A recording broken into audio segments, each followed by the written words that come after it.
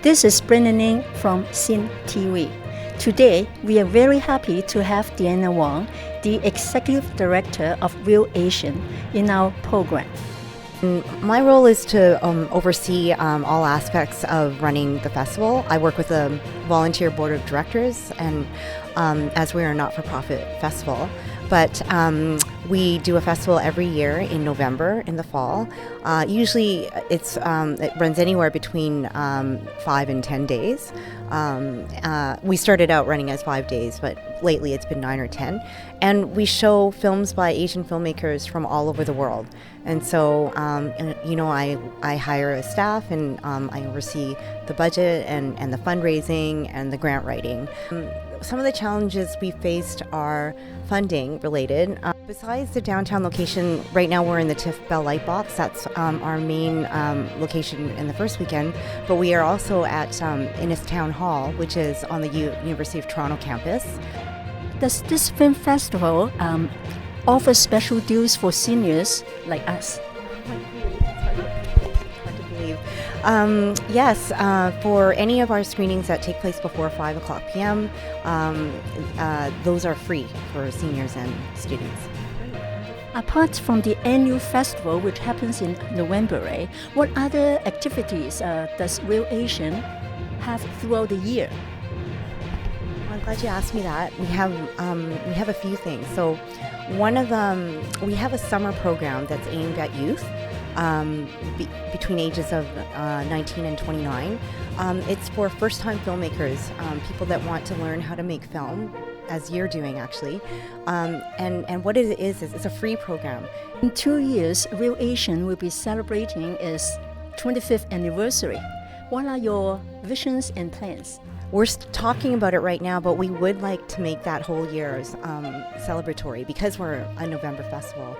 So trying to do screenings, partnering with other organizations perhaps, a screening of a film by an Asian filmmaker that fits with their program every month in lead up to the festival. Nice having you today. I wish you all the best in your job and every success in this film festival. Hi, this is Helen Lam, reporting at the TIFF Bell Lightbox in downtown Toronto.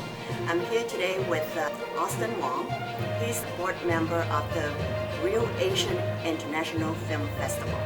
Can you tell me what is your role as a board member with the Real Asian Festival? Sure. I've been on the board of the Real Asian Film Festival for the last 2 years. I was brought on because I wrote and directed a film that was programmed. So I'm a filmmaker, but I'm also a lawyer, and I bring the legal expertise to the board. Well, I think this festival is very special because there are really not that many festivals that focus specifically on Asian filmmakers. And our festival doesn't just focus on East Asian, but also South Asian. So it's quite inclusive, and there's been really a lack of representation in the film and television worlds as far as Asians are concerned. For years, you would go to a festival and it would always be Caucasian people, and most of the festivals are promoting Caucasian films, and Asians are very rarely the focus, or if they're on screen, they're in very sort of stereotypical roles or very minor roles. That's why it's important to have a festival like Real Asian.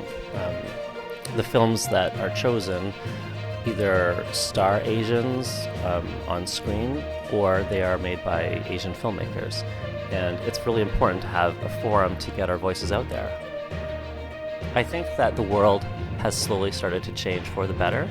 Series like Fresh Off the Boat, that was the first American sitcom to feature an Asian family as the main characters in, I think, 20 years or something, came out. And then when the movie Crazy Rich Asians came out just last year, everybody seemed very surprised at the success. And since then, there's been a slow shift to more content with Asians.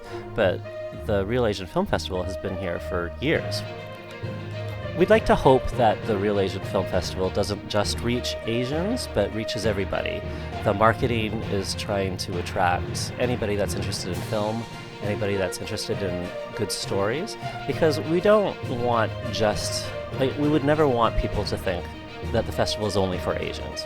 That you are an entertainment lawyer. So how did you get into writing, producing, and directing films? I've always been interested in films my whole life. When I was a kid, I used to write and direct little plays, and when we had a video camera, I'd make little films on my own, and I always imagined that I would grow up to be a movie director. And then as I got older and felt a little more practical, I decided to become a lawyer. It just seemed like I was also interested in the law. I also thought that that's something I could do well. But as soon as I became a lawyer, I only wanted to do entertainment law. So I'm unusual that way. I never went to a firm to do corporate commercial. Like, as soon as I became a lawyer, my very first job was in the film and television industry. Right now, it's almost easier than ever to get your voice out there. There are so many platforms. There are so many ways you can upload your film. You can put your film on YouTube. There are so many streaming services that are always looking for content. There's just never been so many platforms for content before. And whether you get paid to do it or whether you can upload it yourself, there's just so many ways to reach an audience. Thank you very much, Austin. Thank you so much for having me.